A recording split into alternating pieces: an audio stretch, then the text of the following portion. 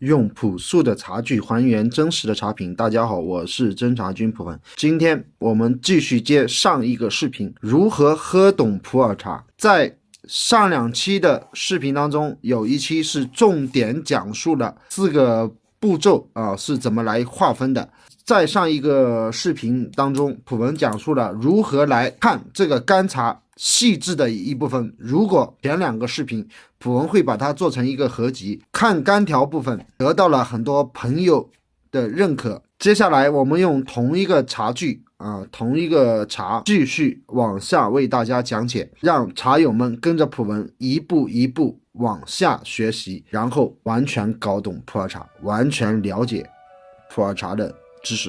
今天呢，我们主要来讲第2部分，开汤的那部分。开汤的这一部分，普文分4个点给大家讲述。第1个点是色，第2个点是闻，第3个点是味，第4个点是显。我们接下去就一步一步的把这4部分展开来跟大家讲述。好，大家来看一下，茶已经投好，普文现在开始开汤。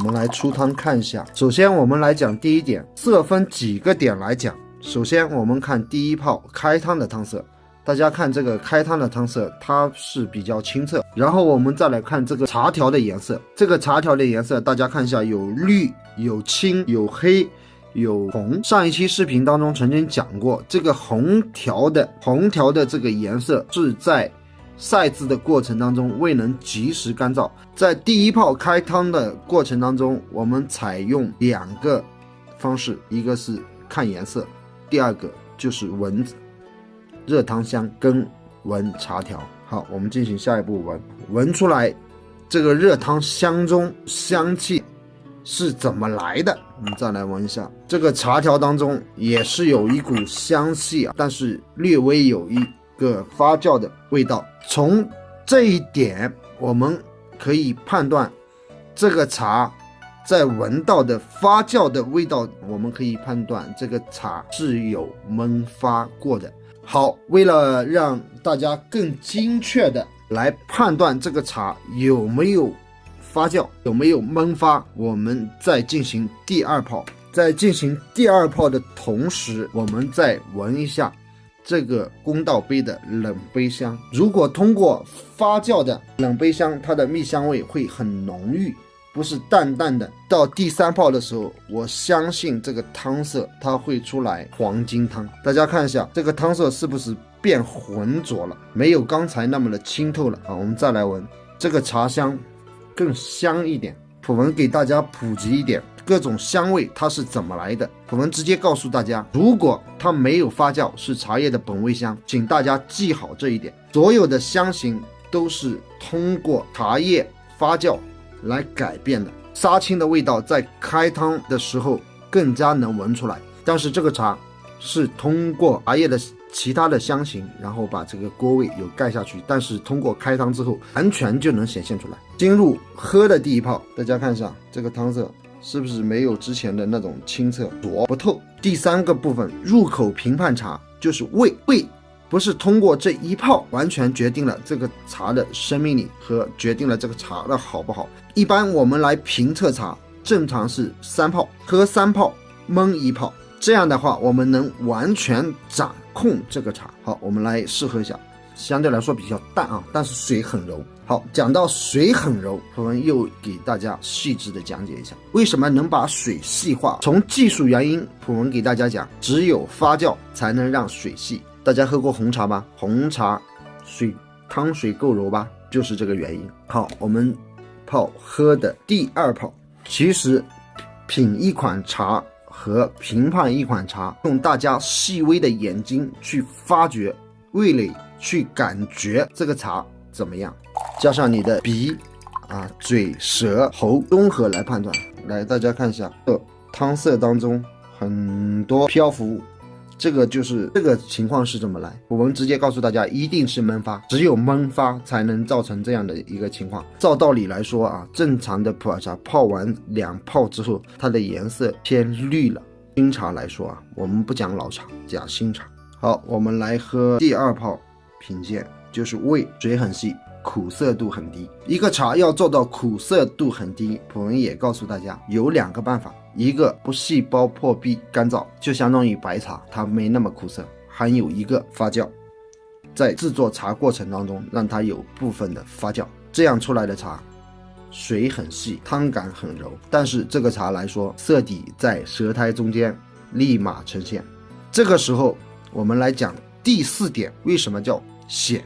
我们喝完之后，来嘴、舌、鼻、喉4个地方的一个感官，这个茶我们来评判它，这个舌苔明显的色一直都不化，嘴唇没有微微颤抖那种情况，鼻腔没有那种胀的那种感觉，喉韵它一直都存在，这个茶只是涩。我们又告诉大家这个茶为什么会那么涩，这个茶是因为焖发，就是焖过之后焖出来的一个色底。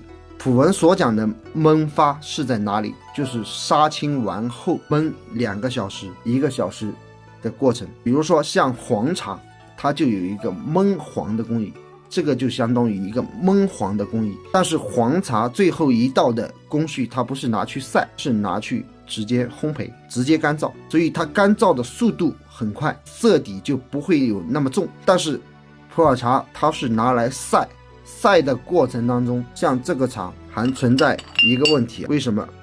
我们看这个杆颜色各有不同。从第2步开始摊凉的时候，它的摊凉时间是相对来说较长的，然后通过杀青之后有一个焖完之后就是没有及时干燥，所以这个红杆子这个叶子有红红绿绿，嘴巴的比如说有微微颤抖的情况，那么我们在制作工艺上是什么不到位呢？杀青不到位，嘴唇微微的发抖，就是杀的不够熟。好，我们来焖泡这个茶，让大家知道为什么这个茶普文断定是焖发过的。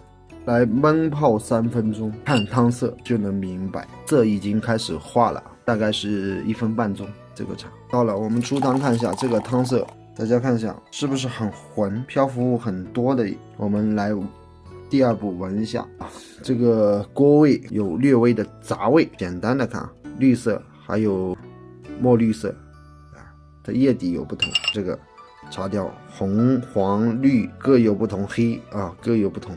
有发酵过的茶，杀青完后焖发的茶，其实在你的杯子当中，如果是玻璃杯，特别好检测。大家记住这一个检测的方法，喝完之后这个玻璃杯就不清澈了。我们来喝过这个茶子来看这个玻璃杯，焖不出来苦味，说明一个延续上面一个问题，就是有焖发工艺，略微有红茶的那种感觉，这个茶肯定有焖发。到了看一下这个杯子是不是不清澈了，有点浑浑的了，变浑浊，尤其是里面大家看一下不清透了。这就是通过喝茶的那一部分，开汤的那一部分来评测这个茶是什么工艺来制作的。希望茶友跟我一步一步往下学习，能更清晰的搞懂这个普洱茶是怎么做出来的。好，普文今天给大家分享开汤的那一部分就讲到这里，普文下一期节目就来讲这个叶底，我们如何从这个叶底当中来识别茶和评判茶。本期节目就讲到这里，喜欢普文视频的朋友关注普文，普文一定带领大家一步一步让大家了解更真实的茶品，更真实的工艺，更真实的原产地。我们下一期节目见。